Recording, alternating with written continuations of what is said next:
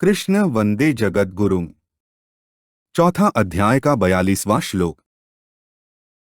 तस्माद् ज्ञान संभूतं हृत्स्थं ज्ञानासीनात्मनः छित्त्वेन संशय योगमातिष्ठोत्तिष्ठ भारत।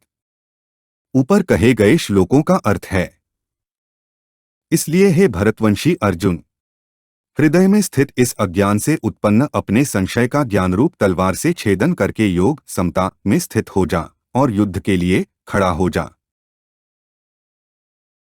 तस्माद् ज्ञान संभूतं छित्त्वेन संशयम का अर्थ है, पूर्व श्लोक में भगवान ने यह सिद्धांत बताया कि जिसने समता के द्वारा समस्त कर्मों से संबंध विच्छेद कर लिया है और ज्ञान के द्वारा समस्त संशयों को नष्ट कर दिया है, उस आत्मप्रायण कर्मयोगी को कर्म नहीं बांधते, अर्थात वह जन्ममरण से मुक्त हो जाता है। अब भगवान तस्मात् पद से अर्जुन को भी वैसा ही जानकर कर्तव्य कर्म करने की प्रेरणा करते हैं। अर्जुन के हृदय में संशय था, युद्धरूप घोर कर्म से मेरा कल्याण कैसे होगा और कल्याण के लिए मैं कर्मयोग का अनुष्ठान करूं अथवा ज्ञानयोग का।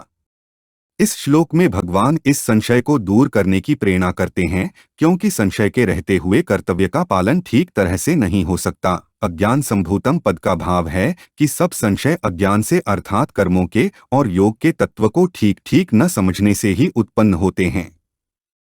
क्रियाओं और पदार्थों को अपना और अपने लिए मानना ही अज्ञान है। यह अज्ञान जब तक रहता है तब तक अंतःकरण में संशय रहते हैं, क्योंकि क्रियाएं और पदार्थ विनाशी हैं और स्वरूप अविनाशी है। तीसरे अध्याय में कर्मयोग का आचरण करने की और इस चौथे अध्याय में कर्मयोग को तत्व से जानने की बात विशेष रूप से आई है, कारण कि कर्म करने के साथ साथ कर्म को जानने की भी बहुत आवश्यकता है।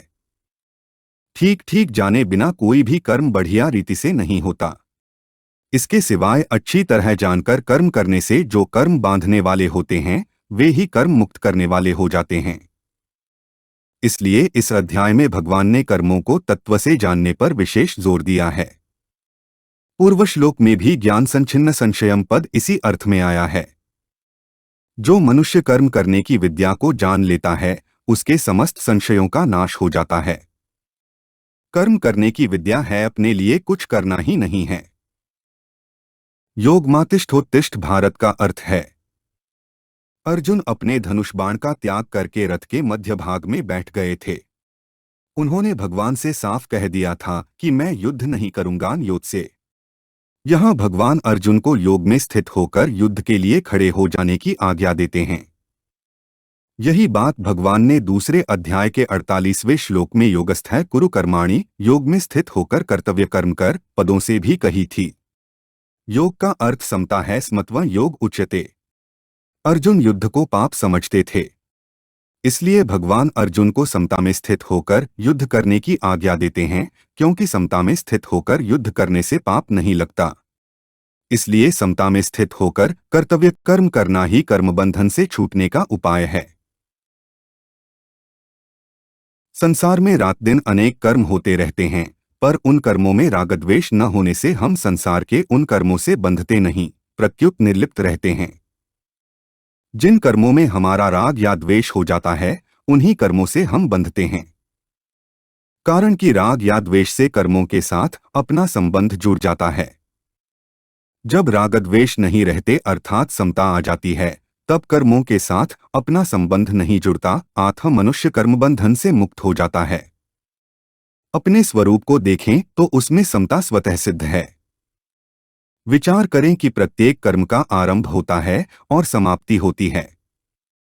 उन कर्मों का फल भी आदि और अंत वाला होता है, परंतु स्वरूप निरंतर ज्यों का त्यों रहता है। कर्म और फल अनेक होते हैं पर स्वरूप एक ही रहता है। अतः कोई भी कर्म अपने लिए न करने से और किसी भी पदार्थ को अपना और अपने लिए न मानने से जब क्रियापदार्थ रूप संसार से सर्वथा संबंध विच्छेद हो जाता है, तब स्वतः सिद्ध समता का अपने आप अनुभव हो जाता है। तत्वज्ञान की प्राप्ति के लिए कर्मयोग और सांख्योग का वर्णन होने से इस चौथे अध्याय का नाम ज्ञान कर्म संन्यास योग है। तत्सदिति श्रीमद्भगवद्गीतासूपनिषत्सु ब्रह्म विद्यायां योगशास्त्रे श्रीकृष्णार्जुन संवादे ज्ञान कर्म संन्यास योगो नाम चतुर्थोऽध्याय।